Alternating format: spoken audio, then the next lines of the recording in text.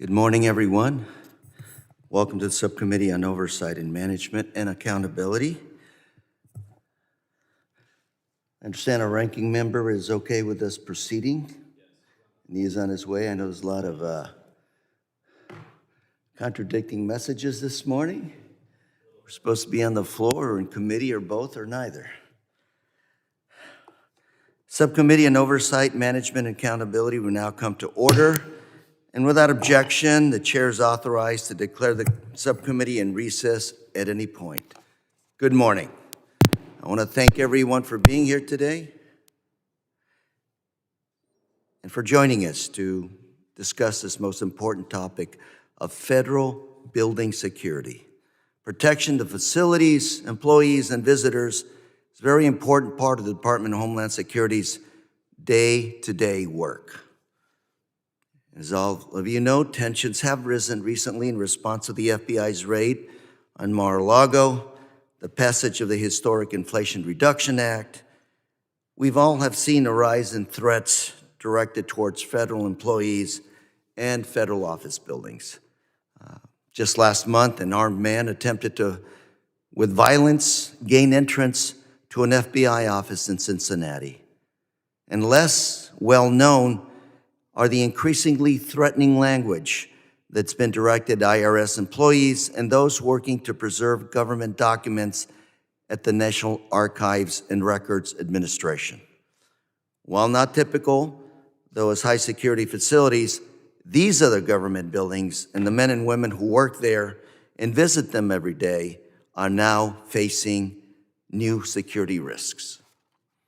With threats to federal facilities on the rise, we look to the first front lines of defense, the Department of Homeland Security's Federal Protective Service, also known as FPS.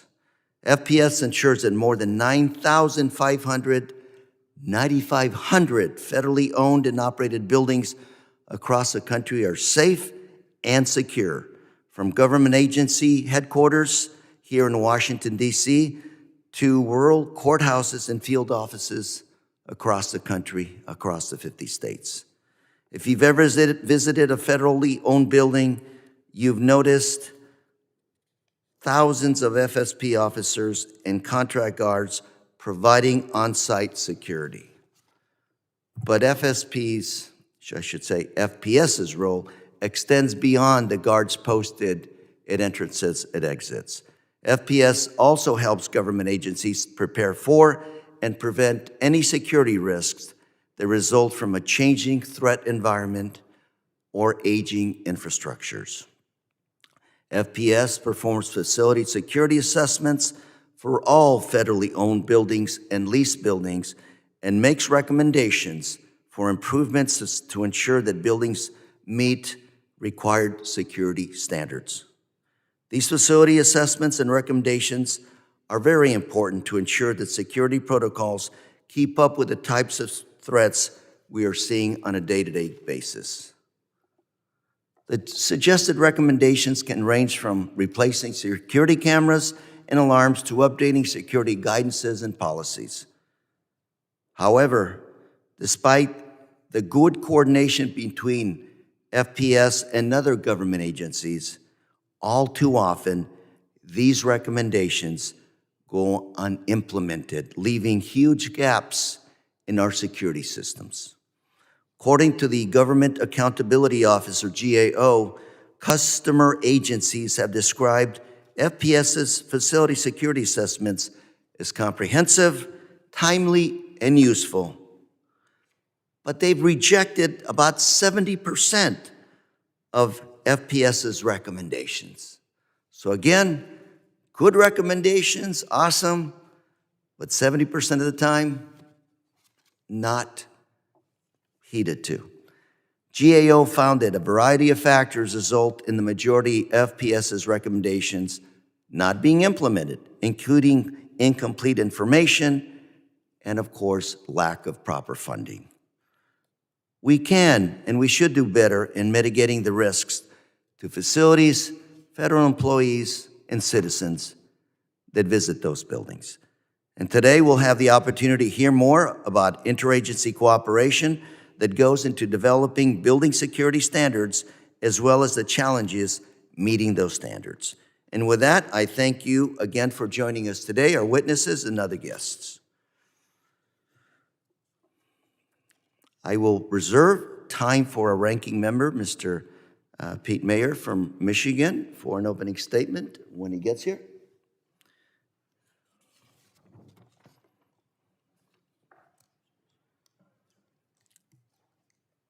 And with that, members are reminded that the committee will operate according to the guidelines laid out by the chairman and ranking member in their February 3rd colloquy regarding remote procedures. And without objection, members not on the subcommittee shall be permitted to sit and question the witnesses. Mr. Mayor, call on you for an opening statement, sir. Thank you, Mr. Chairman, for holding this important hearing today on the security of federal buildings across the country. And I appreciate this subcommittee diving into this topic, and also am grateful for our witnesses who are here today to shed light on this important issue. This said committee held a hearing focused on the Federal Protective Services role in June of 2019. I think it's important that we follow up on what was learned in that today. FPS, as an agency, has evolved over time and has experienced multiple transitions within the Department of Homeland Security. Formally established by the General Services Administration in 1971, FPS is the primary federal agency responsible for the protection of all buildings, grounds, and property owned, occupied, or secured by the federal government. This is obviously an enormous responsibility for an agency that often goes unnoticed and taken for granted. FPS employs 1,300 federal staff, approximately 944 of whom are law enforcement specialists, criminal investigators, or canine handlers, all of whom trained at the Federal Law Enforcement Training Center, or FLETC. In addition, FPS heavily relies on more than 15,000 contract guard staff, called Protective Service Officers, or PSOs, to conduct security screenings at more than 9,000 federal buildings across the country. PSOs are the backbone of the FPS operation, and without the help of these contract guards, FPS would not be able to carry out its mission. The protection of our federal buildings and property is of utmost significance. Unfortunately, violence against the government, and in turn, against federal government buildings, property, and personnel, is not out of the norm and has become more prevalent in recent years. It's incredibly disheartening that we must worry about such things, but we must, and therefore our conversation today takes on added importance and relevance.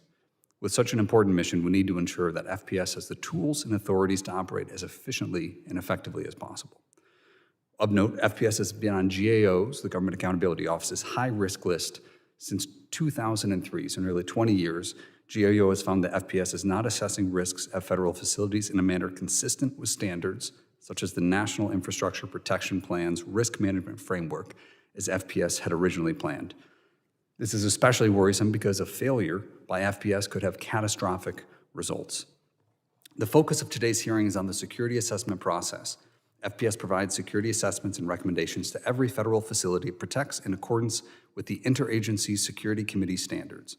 This ISC standard, which is housed within CISA's Infrastructure Security Division, collaboratively establishes, polices, monitors compliance, and enhances the security and protection of federal facilities. As we hear from our witnesses today, a large majority of the recommendations that come out of those assessments have not yet been implemented, which begs the obvious question of why not. As we hear, I would like to hear their perspectives from the witnesses on the following questions. Number one, is FPS positioned correctly within DHS to be the most effective? Number two, how does FPS work with CISA, and how collaborative is that relationship? Three, why do such a large majority of FPS security assessment recommendations go unimplemented? And in turn, is there a better way we can facilitate this process? Four, does FPS have the right force structure, with most of their workforce being contract support? And five, is the fee structure appropriate and effective for the role of FPS today? Mr. Chairman, I'm grateful we're holding this hearing in this sometimes overlooked agency within DHS, as they play an ever-important role protecting our government. We have to take our oversight responsibility here seriously, and I look forward to hearing from our witnesses to determine what actions we can take moving forward. Thank you, and I yield back. Thank you, Mr. Mayor. And now I'd like to welcome our panel of witnesses. First, we have Mr. Klein, the Principal Deputy Director for the Federal Protective Service. Mr. Klein has worked with FPS for 20 years, where he coordinates federal, state, and local officials to ensure the protection of the buildings, grounds, and property that are owned, occupied, or secured by the federal government. Mr. Klein previously served 20 years with the U.S. Army Military Police Corps Regiment. Our second witness, Mr. Scott Brower, Associate Director for Security Programs for the Infrastructure Security Division at the Cyber Security and Infrastructure Security Agency, or CISA. He helps lead CISA's efforts to secure the nation's critical infrastructure in coordination with government and private sectors. Mr. Brower has over 30 years of military and senior executive experience in the U.S. government. And our third witness, Ms. Kataina Latham, Acting Director of the Physical Infrastructure Team at the Government Accountability Office, or GAO.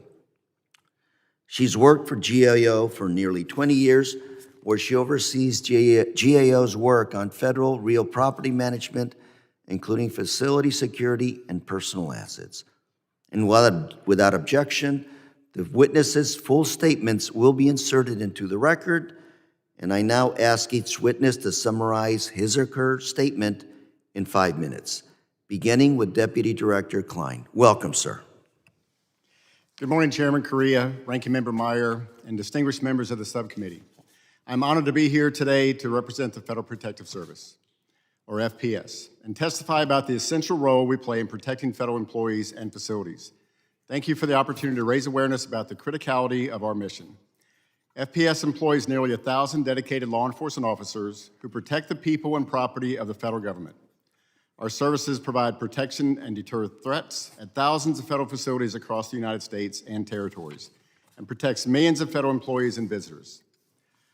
Our highest priority is the safety and security of the more than 1.4 million employees that work in the federal facilities that we protect. We cannot achieve this mission without the dedication and focus of the men and women of the Federal Protective Service. I firmly believe they are the most dedicated and professional employees in the federal government, and it is an honor to represent them here today. Due to recent acts of violence in communities across the country, our nation remains in a heightened threat environment. According to the latest DHS-issued National Terrorism Advisory System bulletin, potential targets include government facilities and personnel. There's been an increase in threats towards certain federal departments and agencies, most notably the Federal Bureau of Investigation, the Internal Revenue Service, and the National Archives and Records Administration. We have increased our protection efforts at those facilities occupied by these agencies and remain prepared to detect, prevent, and respond to criminal activities at these locations. On a given day, at a single FPS-protected facility, dozens of our security countermeasures are in place, working together to protect the integrity of buildings and its occupants. We closely monitor for suspicious activity, while our countermeasure operations ensure our facilities are secure. Our law enforcement officers and protective security officers are highly trained and prepared to deter attacks, as recently demonstrated at the Chicago and Cincinnati FBI field offices. Those protective security officers that took action at those locations are typically the first line of defense, and we celebrate their dedication and selfless commitment as we recognize their efforts this week as part of the National Security Officer Appreciation Week. From federal courthouses where high-profile trials take place, to daycare centers and federal facilities where we protect the most innocent, FPS has time and time again proven that we are a dynamic, dedicated law enforcement agency. Additionally, FPS directly protects 233 congressional district offices that are located in 176 buildings in the FPS protection portfolio. While we have responsibility for protection efforts at these facilities, we work closely and have strong relationships with the United States Capitol Police and the House and Senate Sergeant Arms staff to ensure safety of all members. Established over 50 years ago, FPS has made remarkable progress as an organization and is an integral part of the Department of Homeland Security's mission to safeguard the American people. Our law enforcement officers have saved lives by administering life-saving medical treatment, confiscating dangerous weapons, diligently conducting year-long investigations, and even being injured in the line of duty protecting federal employees and visitors. Our officers were among those who responded to the all-hands law enforcement call on January 6, 2021, and helped secure the Capitol. Simply put, FPS has been extremely successful in answering the call to defend and protect the very institutions that allow our government to function and our country to flourish. I sincerely appreciate the subcommittee holding this important hearing and for inviting me to testify on FPS's important role. And I would be pleased to answer any questions you may have. Thank you. Mr. Breyer to summarize his statement for 5 minutes. Welcome, sir. Thank you, sir. Chairman Correa, Ranking Member Meyer, members of the subcommittee. As the Associate Director for Security Programs within the Cybersecurity and Infrastructure Security Agency's Infrastructure Security Division, I appreciate the opportunity to appear before you today to discuss the Interagency Security Committee's role in the protection of federal buildings and its efforts to improve preparedness and coordination with interagency partners. On October 19, 1995, 6 months after the Oklahoma City bombing at the Alfred P. Murrah Federal Building, President Clinton issued Executive Order 12977, creating the Interagency Security Committee, or ISC, to address the quality and effectiveness of physical security requirements of federal facilities. Membership of the ISC consists of senior-level executives from 66 federal departments and agencies. This collective security subject matter expertise allows the ISC to develop top-tier risk management resources and to coordinate interagency solutions to problems that cannot be solved by individual departments and agencies alone. The ISC is a collective forum that carries out its work by, with, and through its members with a primary governance framework of subcommittees and working groups. These working groups, which are provisional, are task-based bodies established by the ISC with clear objectives and defined deliverables. In March 2003, the role of chair transferred from the General Services Administration to DHS. DHS delegated this responsibility to CISA in light of its role to help protect and secure the nation's critical infrastructure. CISA's stewardship of the ISC ensures its work both supports and leverages state, local, territorial, and tribal organizations, as well as the private sector, all essential partners as we work to ensure the continued protection of federal facilities and assets across the nation and around the world. Executive Order 12977 gave the ISC 3 key responsibilities. These include establish policies for security in and protection of federal facilities, develop and evaluate security standards and a strategy to ensure compliance, and take actions to enhance the quality and effectiveness of security and protection of federal facilities. The ISC fulfills these responsibilities through multiple lines of effort, including the Risk Management Process Standard. The Risk Management Process Standard provides an integrated single-source physical security countermeasures and guidance on countermeasure customization for all non-military federal facilities. ISC members created the Risk Management Process Standard to provide a common method for all federal facility security stakeholders to guide risk assessments in a standardized way and to help facility owners identify levels of protection needed to mitigate that risk. Further, the ISC validates member risk assessment tools and training programs as meeting the Risk Management Process Standard. This helps build individual and organizational capability to successfully implement ISC guidance and conducting these assessments. FPS uses a risk assessment tool that has been validated by the ISC, the Modified Infrastructure Survey Tool. Additionally, FPS's physical security training program, located at the Federal Law Enforcement Training Center, has similarly been validated by the ISC. This training program trains FPS personnel on how to conduct a risk assessment using their validated Modified Infrastructure Survey Tool. Two of the main drivers of threats to federal facilities are targeted violence and terrorism. As noted in the most recent DHS National Terrorism Advisory System Bulletin, these threats are becoming more varied and complex. Combating them is and will remain a top priority of DHS. DHS is committed to using every resource available to prevent, detect, and mitigate threats of violence directed at federal facilities. Thank you again for the opportunity to appear before you today and for this committee's continued support of CISA and the department. I look forward to continuing to work closely with you and other members of Congress to keep our federal facilities and those who work at and visit them safe and secure. Thank you for your testimony, and I now recognize Ms. Latham to summarize her statements in 5 minutes or less. Welcome. Thank you. Good morning, Chairman Correa, Good morning. Ranking Member Meyer, and members of the subcommittee. Thank you for the opportunity to discuss the Federal Protective Service's security risk assessments. As you have mentioned, we have designated federal real property management as a high-risk area since 2003, in part because of the physical security challenges at federal facilities. My statement today will focus on our prior and ongoing work on FPS. First, I'll cover the stakeholders' views on FPS facility assessments and the implementation status of FPS security recommendations. Next, I'll discuss the preliminary observations of FPS law enforcement deployments. First, we reported in June 2021 that stakeholders were generally satisfied with FPS security assessment process. However, many of them expressed concern with the cost estimates FPS provided in these reports, as they lacked important information that could help agencies make decisions. Stakeholders reported their concerns about the cost estimates may discourage them from implementing security measures intended to reduce the security threats.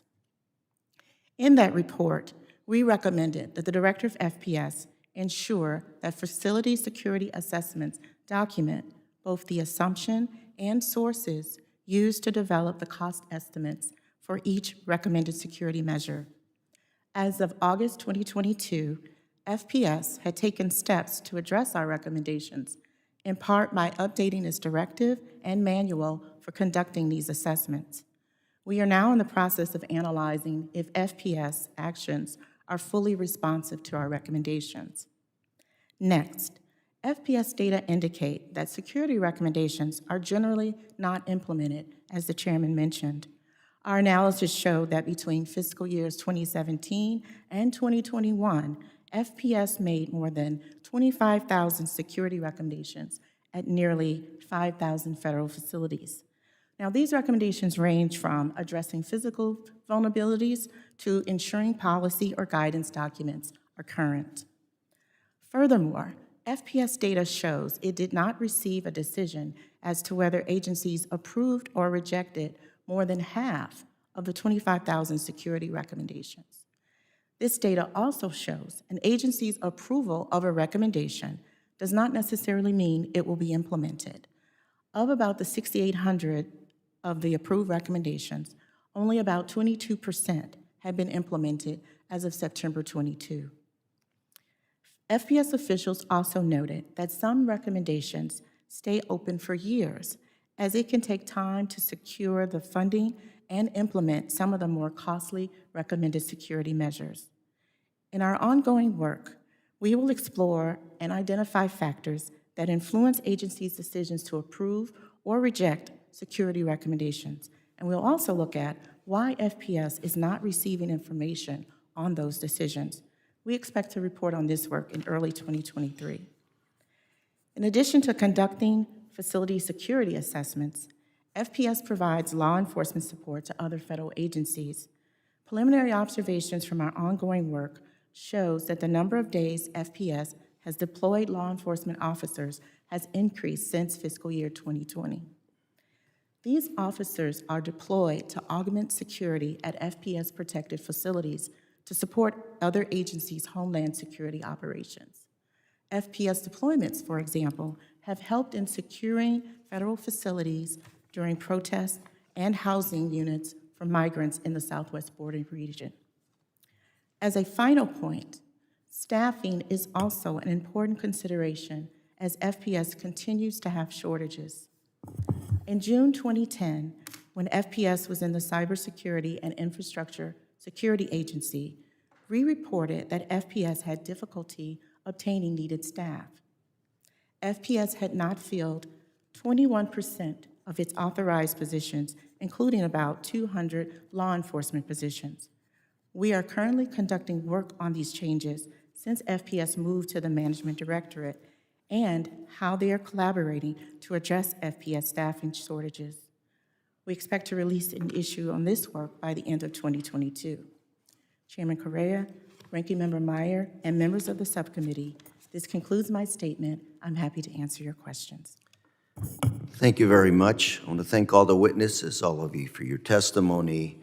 And I'll remind the subcommittee that each one of us has 5 minutes to question the panel. And now I'll recognize myself for 5 minutes of questions. Your testimony, very important.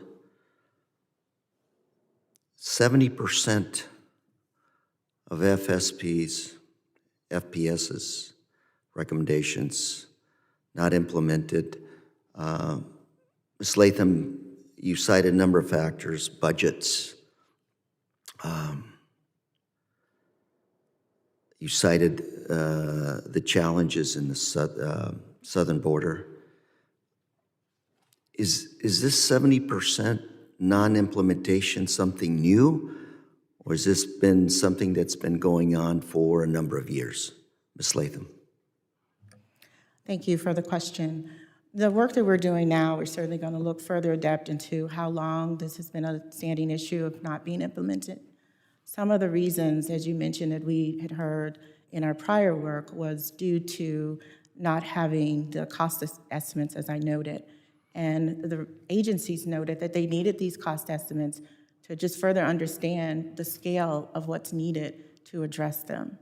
They also said that they needed the information, for example, if they were in a building that was older and needed... Let me interrupt you. I only have a couple of minutes sir. to ask these questions. But again, is this something new? Has this been going on for 3, 4, 5 years, a decade? I don't know the time period, but it is our understanding. Mr. Klein, could you help me out here? Absolutely, Chairman Correa. It's been going on for a good while, sir. It's and I ask this because, first of all, let me say thank you for the good work you do, keeping us safe, our buildings, our citizens, our federal employees. Your job is finding a needle in the haystack, yet failure is unacceptable. Oklahoma City bombing, 911. When you have failures, they're big. It's not you, it's us.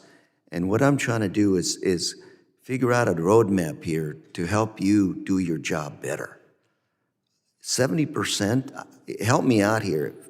Give me a little bit of a roadmap, a little bit of confidence. Tell me that you prioritize some of the things you need to do, because 70% of your recommendations not going implemented is not something I'm comfortable listening to today. Mr. Klein, please.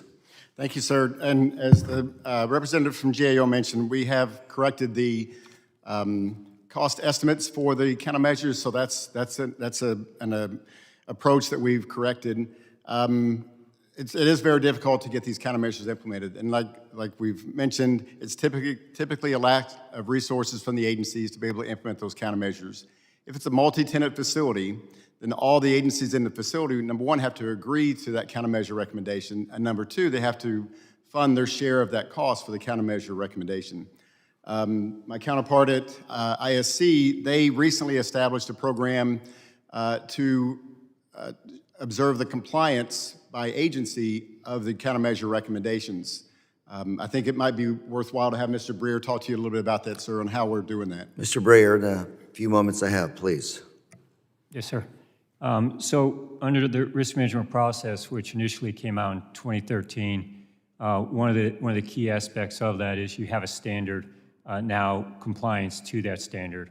So we're working with our interagency partners, because I'm here representing the collective, all 66 departments and agencies that make up the ISC. At the end of that tail, it is that specific department and agency, that facility that owns that risk. What we rolled out in 2019, a compliance system. So we are now receiving reports from departments and agencies with respect to their compliance to the risk management process standard, active shooter, and also prohibited items into federal facilities. I'm happy to say that this year, and going along with GAO best practices, we actually finished a pilot of a verification program. So it's one thing then to collect on a compliance, there's nothing to verify that compliance. So going forward, we'll be able to verify what departments and agencies submit into the compliance system. Got further questions, but we're out of time, so I'd like to recognize the ranking member of the subcommittee, gentleman from Michigan, Mr. Mayor, for his set of questions. Thank you, Mr. Chairman.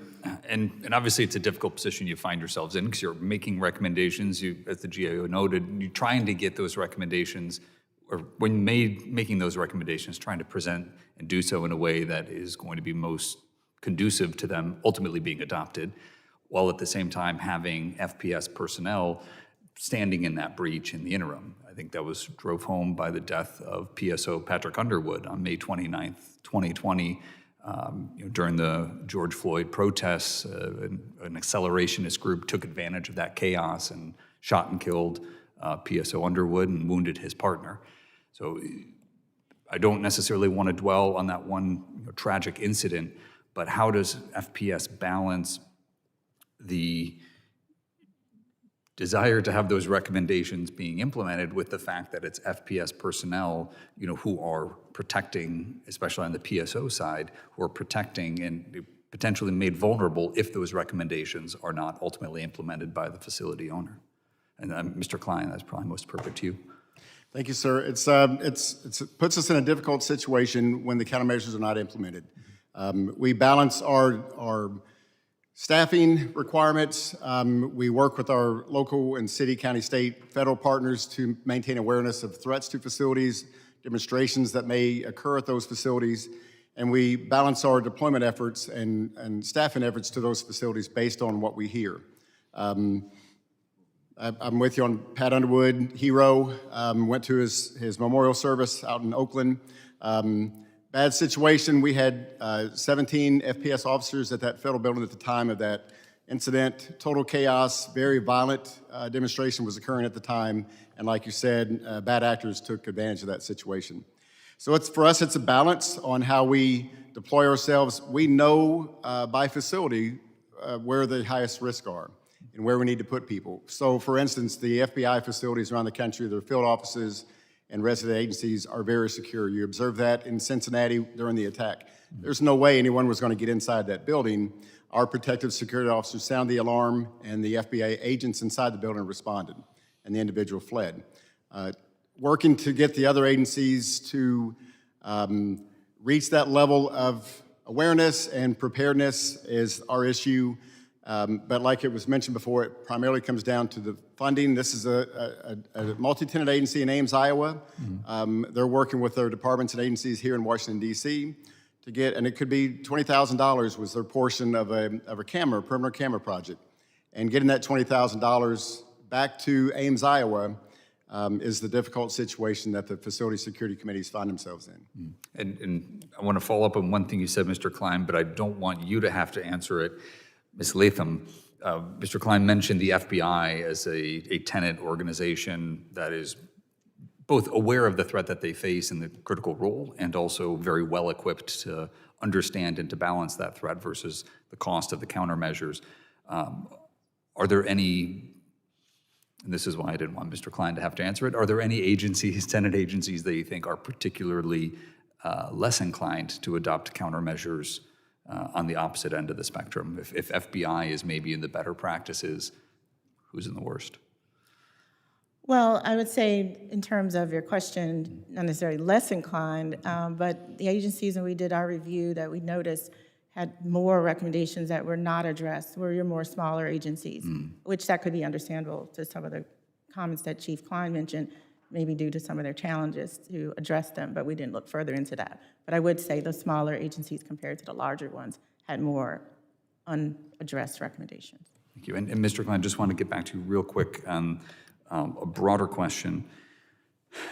FPS has been transferred, as we mentioned, to 3 different parts of DHS in the last 2 decades. Do you think right now the management directorate will be a permanent home for FPS, or is another home within DHS potentially more appropriate?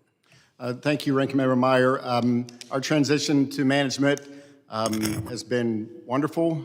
We are really taking advantage of the expertise of their lines of business, CFO, RSO, you name it. I mean, We need to mature our business programs within FPS, and being under management is really helping us do that. Ultimately, the decision on the placement of FPS, I think as we grow and mature, we would be ready to prepare ourselves to become a component within DHS, a standalone component. But right now, our alignment with management, specifically under the leadership and guidance of Acting Undersecretary for Management, Mr. Alice, has been a good place for us right now. Thank you, Mr. Klein. And with that, my time's expired, and I yield back, Mr. Chair. Thank you, sir. The chair will now recognize other members of the committee for questions that they may wish to ask the witnesses. In accordance with the guidelines laid out by the chairman and the ranking member in their February 3rd colloquy, I'll recognize members in order of seniority, alternating between majority and minority members. And members are also reminded to unmute themselves when recognized for questions. Now I'd like to recognize Mr. Payne, New Jersey, for 5 minutes of questions. Mr. Payne, welcome. Thank you, Mr. Chairman, and thank you for having this timely hearing. Let's see.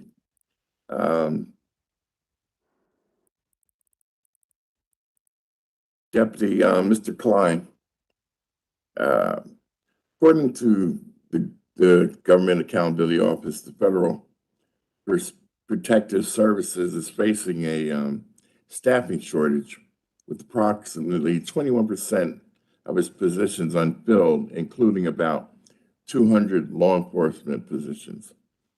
How are you ensuring that FPS is still able to respond to threats to the federal property, perform security assessments, and execute its other core missions while working with a reduced number of law enforcement personnel?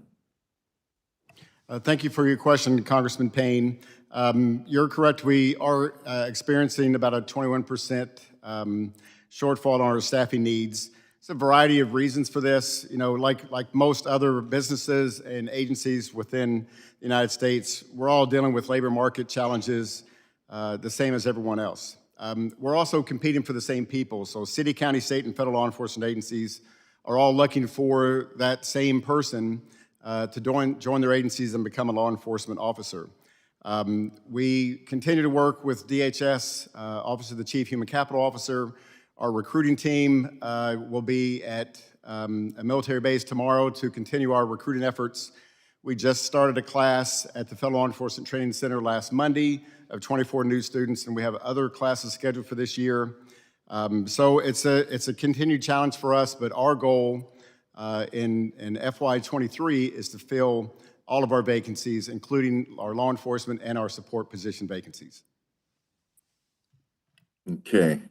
Given what we've seen in the aftermath of January 6th investigations that uncovered both military and law enforcement personnel being involved in the insurrection, what is FPS doing to weed out the potential nature of this ideological folks amongst your ranks? Thank you for your question, Congressman. So when we recruit and hire a new officer, they go through the security clearance process through the DHS Office of the Chief Security Officer. Very rigorous process, very detailed and thorough analysis of the background and suitability of that applicant. Once they come on board, the Office of the Chief Security Officer in DHS has also stood up a program. I don't know the exact name of it, sir, but it's basically continuous monitoring. So if that individual, let's take me for instance, if tonight I was arrested for some reason, that continuous monitoring program the Office of the Chief Security Officer would know about that tomorrow, and then they would take action on it based on whatever that circumstance of the arrest was. So it's our goal to make sure that the people we hire are not involved in any DVE type activity. We do hire a large number of veterans. We have 80% of our law enforcement officers are veterans today. I'm a veteran just like they are. But the process that the Office of the Chief Security Officer uses to do that background investigation on the prospective employee and their continuous monitoring of the employee's activities is really helping us to make sure we weed out those bad actors. Okay, I think that was a focus on new hires. What about officers that are already in the organization? Yes, sir. That's the process that the Office of the Chief Security Officer uses on their continuous monitoring program. Also, with our relationships with city, county, state, and federal law enforcement, as you're aware, the law enforcement agencies actively monitor different types of media, looking for individuals that may be associated with domestic violent extremism. And if we receive notification or are aware of a DHS or an FPS officer, then that will be turned over to our Office of Internal Affairs to investigate that employee's activity. Well, thank you. And Mr. Chairman, we have to stay vigilant in this area because, as we know, we have done a incredible job stopping the foreign fighter, but it is the internal issues that we have with domestic terrorism that plagues our nation today. And with that, I yield back. Thank you, Mr. Payne. Now I recognize a gentleman from North Carolina, Mr. Bishop, for 5 minutes. Welcome, sir. Thank you, Mr. Chairman. Mr. Klein, I want to focus this on something that's almost slipped from national consciousness, but it always struck me as something very strange. In Portland, Oregon, over, I think, June and July of 2020, there were 52 consecutive nights in which Antifa anarchists and other radicals, I guess, carried out violence. A lot of it focused on the federal courthouse in Portland. One thing that just sticks in my memory about that is I know that there were some reports at the time that federal officers were blinded or injured by lasers. How widespread was that? And have those officers recovered fully, or have there been permanent injuries resulting from that? Thank you, Congressman Bishop. Portland was a very chaotic, unprecedented event that we hadn't seen before. A number of officers, within FPS, 363 officers were injured. I think roughly a total of 800 injuries to not only the FPS officers, but also the CBP and ICE officers that provided us assistance, primarily with the green lasers, Molotov cocktails, ball bearings shot with slingshots, commercial-grade pyrotechnics that were thrown at them. The FPS and DHS officers that supported that event are, in my eyes, they're heroes. I mean, their level of restraint, their goal was to ensure that the courthouse and the federal facilities in Portland were protected, and they achieved that goal. They stayed inside that courthouse until someone was attempting to cause damage, like setting the building on fire, before they would come out to take action. And then when they did come out, they were hit with a barrage of violence, basically. So all those officers have recovered from those injuries. We did have an FPS officer who did die of a heart attack, not during the events, but as he was going to work. And then unfortunately, another officer within DHS did commit suicide, but we don't know if it was related to his activities in Portland, but he had served in Portland. What an excellent summary of that, Mr. Klein. And you started with the term unprecedented, and that was how it struck, I think, many Americans. Never seen anything like this in the terms of the continued activity over a long period of time. One thing that was remarkable is that the Portland City Council voted, as I understand it, to prevent police from cooperating with federal law enforcement. The mayor out there, Ted Wheeler, said at one point the presence of DHS officers is, quote, actually leading to more violence and more vandalism, close quote. He had mayors from a number of cities write the Attorney General and the acting DHS secretary saying that the deployment of officers to protect the facilities was an abuse of power. I know that if I understand GAO's report on DHS's strategy in Portland, suggested that there was an assumption you'd receive support from local law enforcement, but that wasn't the case. So GAO recommended implementing a new strategy to account for that, I hardly believe that I'm reading words like that in a congressional hearing, and certainly that they would be true. What can you offer us about that issue? How do you intend to respond to the fact that mayors have supported and city councils supported that kind of lawlessness and refused to help? Thank you, Congressman Bishop. So throughout the country, we rely heavily on city, county, state law enforcement to assist us in the protection of our facilities. Typically in a large city, if there is some type of violence or a criminal act at a federal building, the local law enforcement may be the first to respond. The majority of federal facilities that we protect are concurrent jurisdiction, meaning that the local law enforcement agencies have the ability to respond as well.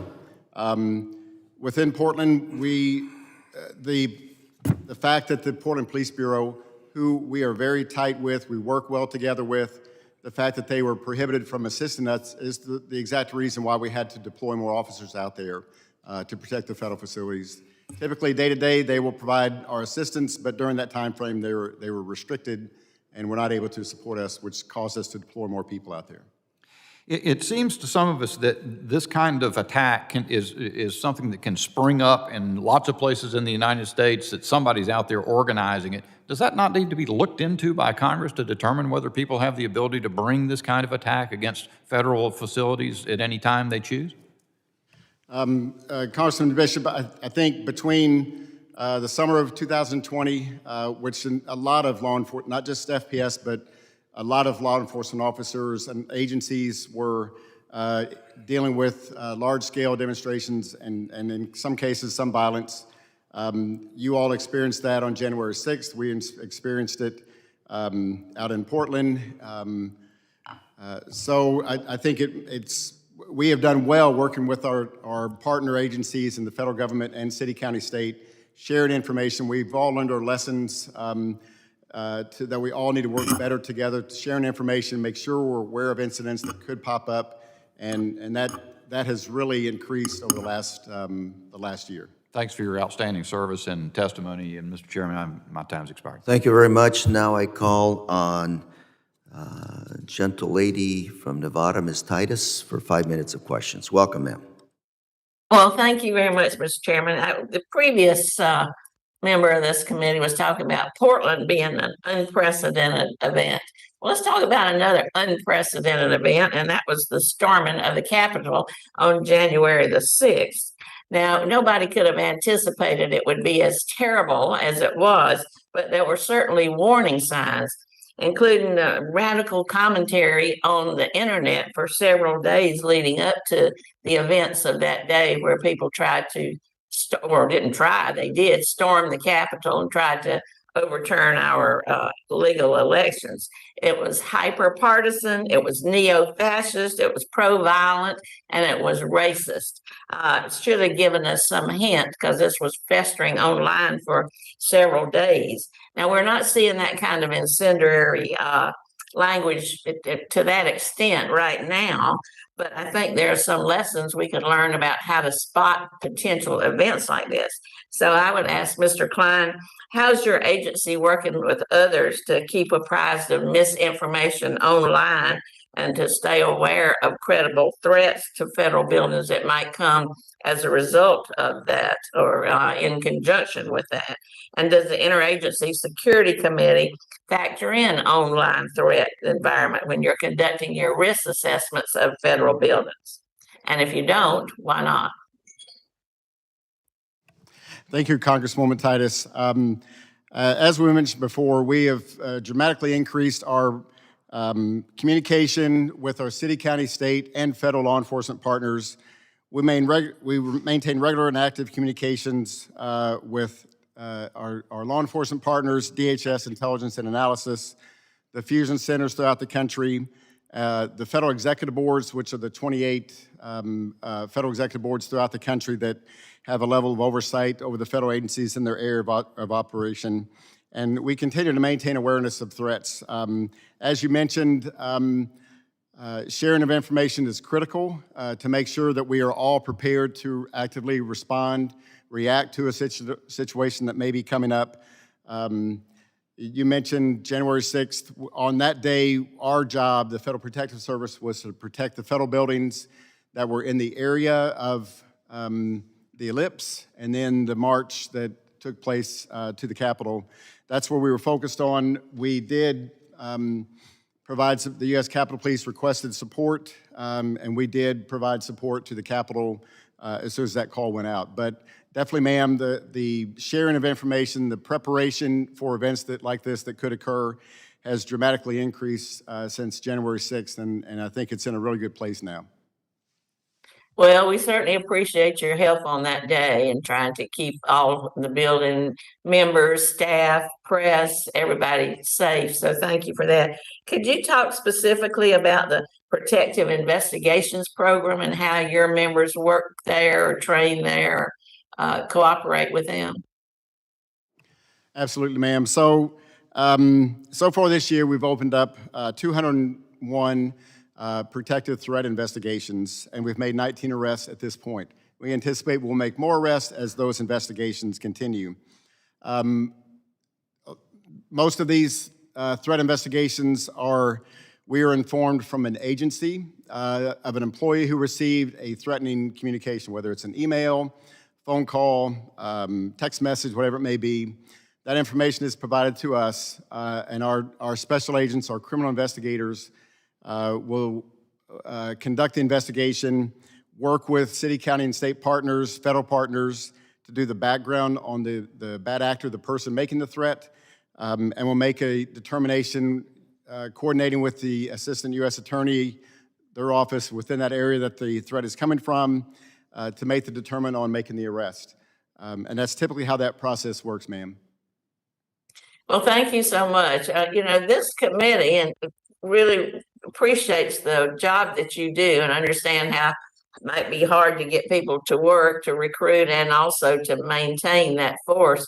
So be sure you let us know what resources you need if we need to provide additional funding or assistance in any way so you can do your job effectively. Thank you, Mr. Chairman. I'll yield back.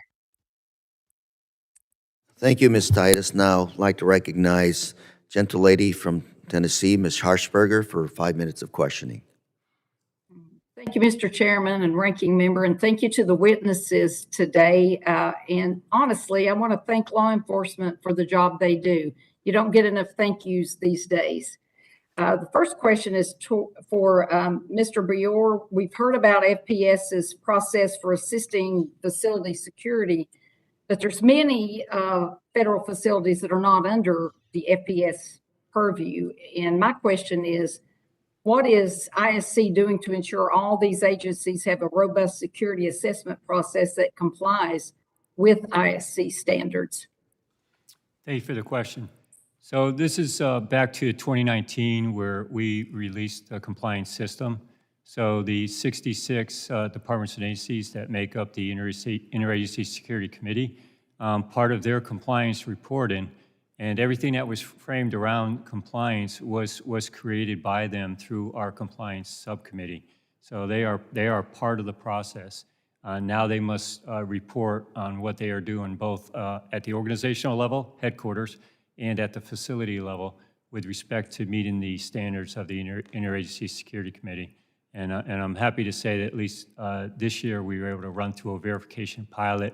So going forward now, we'll be able to work with the departments and agencies to actually verify what they are submitting into the compliance system so we can better monitor and track their submissions. Yeah, it's all about tracking what they need and measuring those outcomes. I have a question for Ms. Latham. Facility security has been on GAO's high risk since 2003, and what are the issues that are keeping these facility securities on that high risk list, and what are the key actions that FPS can take to address GAO's concerns? Thank you for your question. Yes, they have been on our high-risk list since 2003, and there are two remaining items that need to be addressed. FPS currently has two systems in place that they are working on and have been developing over time. And these systems first focus on what their learning activities are for officers, as well as to what extent the officers have completed training, as well as time in attendance. And we are looking for FPS to, one, fully implement both of these systems, and in addition, make sure these systems are sort of interoperable and sort of coordinating together so they can know who meets the requirements, and more importantly, who should stand post and be ready. Absolutely. FPS is a fee-for-service organization. Do you believe that is the best way for them to operate, ma'am? I'm sorry, the first part of your question, you mind repeating? FPS is a fee-for-service organization, and with that, do you believe that's the best way for them to operate? Thank you. Well, we have certainly looked in sort of components of the fee structure for FPS and just to see if there are any advantages or disadvantages to the structure as it stands. We haven't done necessarily a whole review, but we certainly have, made positive comments regarding that. Okay, those are my questions, Mr. Chairman, and with that, I'll yield back. Thank you, Ms. Harshbarger, and I recognize a gentleman from New York, Mr. Torres, for 5 minutes of questions. Welcome, sir. Thank you, Mr. Chair. I want to make sure I understand the process. So the Interagency Security Committee sets the physical security standards. The Federal Protective Service, FPS, makes security assessments and recommendations based on those standards. And a Federal Buildings Facilities Security Committee must decide whether to comply with those recommendations. Is that how the process works? That's correct, Chair, Okay. or Congressman. Now, if I scored 30% on an exam, I would receive an F, a failing grade. Am I right to see a compliance rate of 30% as a failure? Mr. Klein? Sir, the 30% is typically a failure. Variety of factors involved in making those decisions and the funding of those. So if it's a failure, like, rather than tinker at the margins, should we not fundamentally rethink the model of voluntary compliance? Should security assessments be binding? So the new compliance implementation that the Interagency Security Committee is doing, I don't want to call it a stick, but that's making the agencies that oversee an office in Ames, Iowa, it's making the agencies more aware of what those countermeasure recommendations are and making them comply with an executive order. Basically, this is an executive order that came out in 1995 requiring these certain countermeasures to get the facility to the necessary level of protection. But there's no obligation to implement them, right? So it's ultimately a model of voluntary compliance. And my question to you, is there any circumstance under which security assessments should be binding? What about for level 5 federal buildings, where the security risk is highest? Should it be binding under those circumstances? I think that definitely needs to have more influence, and I think requiring... Not influence, binding, effect. Yes, requiring that it be implemented instead of requesting that it be implemented. Because if we do the same thing over and over again and expect a different result, that's the definition of insanity, as Albert Einstein said. You said earlier, if I understood correctly, that in order for countermeasures to be implemented, you need all the tenants to agree. So it's not simply enough to have a majority, you need unanimity. And there could be scores of tenants in a single building. Like that just strikes me as a process that breeds inertia and failure. How could we possibly defend that? That's the Facility Security Committee that we talked about earlier, agreeing, because they all have to fund their portion of that countermeasure. And like I mentioned, if it's a $10,000 perimeter camera project... But one could imagine a model in which a majority of the committee agree, and then everyone is required to pay their fair share. That's a much more rational system than expecting unanimity in every case. That's unrealistic. The weight of the vote on that committee is based on the square footage of the tenant. So there is a way to weight those that have more of a presence. They have a stronger vote. Would you be in favor of substituting a majority requirement for a unanimity requirement? That is something we could look at. Okay. It just seems to me that would facilitate compliance. What about staff? You have 1,000 law enforcement security officers who are responsible for a portfolio of 9,500 buildings. It would seem to me that the scale of your responsibilities are disproportionate to the scarcity of your resources. Do you have the staff you need to sufficiently secure 9,500 buildings? Is 1,000 enough? So our current goal is to fill our current vacancies, get those done. And as we have, if the threat environment continues to escalate as it has, and we've got. Well, let's assume there's no escalation. You have 9,500 buildings you have to protect. Let's assume you fill all your vacancies. It just seems to me 1,000 is a small number given the size of your portfolio. It's our authorized strength for law enforcement is 1,131, and they are placed throughout the country based on number of facilities, population of the federal employees there, threats. The highest risk facilities would have more people. We have more officers here in D.C. than we have in Ames, Iowa, primarily because they're needed here. But like the Capitol Police has thousands of officers for one complex. You have 1,000 officers for 9,500 buildings. There seems to be a disconnect there, but my time has expired. Thank you, Mr. Torres. Sir, I want to go through a second round of questions, and I wanted to follow up on Mr. Torres's concept here. And you've got tenants. They're supposed to pay you their fair share. And Ms. Latham, you said one of the big issues is money to implement. And like Ms. Torres says, 30% compliance, 70% none. Do we have to mandate that other federal agencies pay their fair share of what you recommend, what you prioritize needs to be done to secure these buildings? Thank you, Mr. Chairman. There is no mandate. There is no law that requires it. Do we need one? Well, I mean, if the FBI, if other government agencies have X number of dollars, and you've just said you need to invest the following to protect the building, your personnel, and citizens that actually come to visit your buildings, this has been going on for a number of years, non-compliance. This is unacceptable. What do we need to do to mandate that the financing be there, be reallocated, so to speak, to make sure that at least a set of priorities to secure these buildings is actually addressed? So it's a critical issue for us. With Scott being, my counterpart from the ISC being here, and working directly with those departments and agencies. Mr. Breyer? Yes, sir. We are seeing, since monitoring compliance since 2019, we are seeing an improvement each year.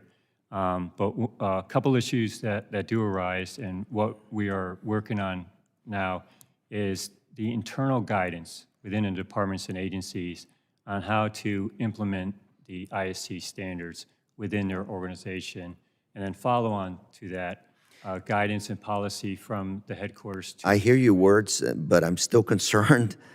You haven't alleviated my concerns because, as you know, all of you are out there doing a good job protecting us citizens, but yet now essentially the threats are turning on you, on us.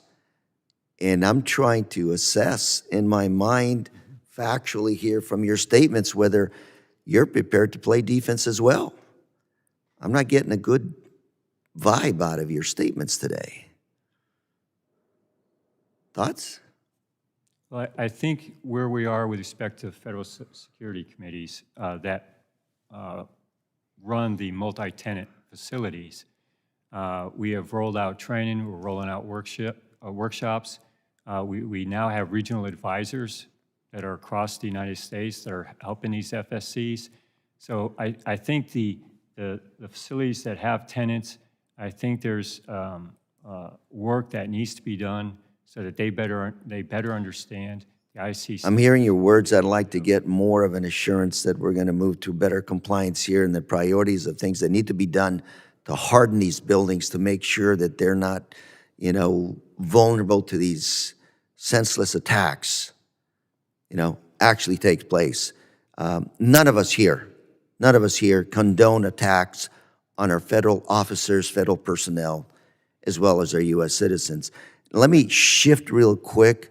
Mr. Klein, Mr. Bishop talked about Oregon. You talked about coordination. That was an ugly situation, unprecedented, your words, something that none of us condone. I don't like seeing, or I disagree. I do everything I can to stop our federal officers being attacked. But you talk about coordination. You extended your authority to CBP and NICE to help in that situation, and yet the local Portland law enforcement officials didn't want to see that happen because of the controversy, the local elements there that essentially, my words, maybe inflamed the situation. How can we move forward to make sure there's better coordination here? You're at the feds, they're at the local. You got to figure out this situation, before it gets out of control, Mr. Klein. Lessons learned. Thank you, Chairman. We learned a number of lessons out of Portland. We rely heavily on city, county, state law enforcement to support our mission. You know, as Mr. Torres mentioned, we're a small agency. You know, for us to we don't want to create a federal police force across the nation. We rely heavily on our contracted protective security officers to protect our facilities. Right now, there's about 6,200 PSO posts that are staffed this minute. X-ray machine, magnetometer, roving patrols, monitoring cameras, perimeter security that we rely heavily on. We've made a lot of changes after Portland. Our public order policing doctrine, we signed that in June of 21, a new directive on how we approach public order. The use of force policy and directive is in with the director for signature right now. That was coordinated with Civil Rights and Civil Liberties, the Office of Privacy, the Office of Policy, and we've managed to change the process on how we approach civil disorder. As far as utilizing CBP and ICE, that was necessary because the local law enforcement, Portland Police Bureau, who we work hand in hand with day to day, during that instance, they were prohibited from assisting us. The Multnomah County Sheriff's Office, the Oregon State Police, they came in at times to assist, but the locals were prohibited. And we don't see that anywhere else, and we think it's done in Portland that we no longer have that situation. Thank you very much. Ran out of time, so I'm going to have Mr. Mayor, your line of questions, sir. Thank you, Mr. Chairman. I want to follow up a little bit on what Mr. Torres was asking about, and just to clarify, the FSCs, now obviously any assessment or responsibility for the security upgrades or countermeasure implementation are shared on like a pro rata basis within the tenants, but for the FSC, it does have to be unanimous support of all members of that to adopt a recommendation. Is that correct? The FSC, the tenant members are given a weight with respect to their vote based on square footage. Mm-hmm. So if you had a facility with 3 members, and one of those members' square footage was 66%, then their vote would be the driving force. The other 2 members, out of majority, could not, go against the decision to move forward. Okay, so just to build on his line of questioning, it is a majority of the FSC.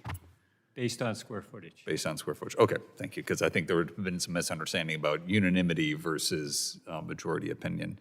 And getting back to the reasons why they're not implemented, I mean, in the GAO report, there were some very explicable reasons, right? An agency's planning to move, and so if you're only going to be in a facility and the lease is running out in 2 years, it doesn't make sense to maybe make sufficient upgrades. I think the other one was, obviously the implementation costs is so you're going to have a range. But I guess kind of building on that prior question, in some of those situations, it may be a facility that is a smaller facility, an individual standalone lease facility. I think oftentimes in our mind, we have the conception of the main massive federal building when you may have a Social Security agency outpost and it's just renting a few or a couple hundred or a couple thousand square feet in one facility, right? So we're talking about a blend. But I guess my question is, are there To what extent and I recognize this is more of a GSA question, but to what extent are there maybe recommendations to, if a smaller agency, a smaller footprint says these are not affordable or cost-effective upgrades for us given our logistical circumstances, are there ways where, but they chose that location because it was relatively less expensive than maybe a higher, more secured facility was leasing on a per square foot basis? I think, Mr. Klein, you're nodding. I think you kind of understand where I'm getting at here. Obviously, FPS is in more of an advisory role when offering these countermeasure recommendations. The cost-benefit analysis of each individual recommendation is going to be dependent on that agency, but they're also making a cost-benefit analysis in a sort of separate tranche on their individual leasing side. Does FPS offer recommendations prior to GSA approving or suggesting a lease location for an agency?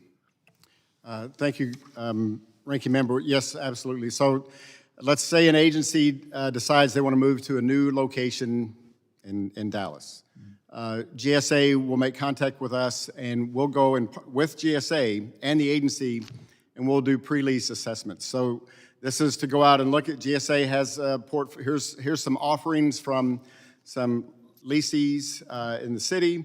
You got these many people, this much square footage, you need this kind of space, and then we'll go out and look at it. And then we'll kind of narrow that down to the top 3. And then GSA will work with the agency to establish the lease. And then we'll work with the agency to establish the necessary level of protection for that facility. We want to get in there first, before they move in. Let's get this established now before people are here. Let's get the projects in place. On a number of instances, if the agency says, I can't afford to do 20 cameras around my building, then, well, if you can't do that, can we do at least cameras at every entrance? So we can see who's coming in the building, record some type of nefarious activity that goes on there. Let's come up with something. Let's don't leave it, we can't afford to do anything.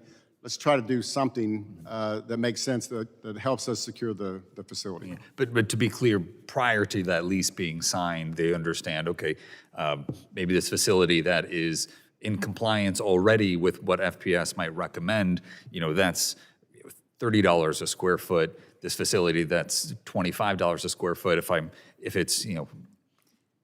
If we're going only on a cost basis, I don't want that agency taking the lower cost one that may have to add another $10 per square foot in security improvements, right? So you're doing that prior to those leases being finalized. Yes, sir, absolutely. And Mylar or window protection on the first floor of the building.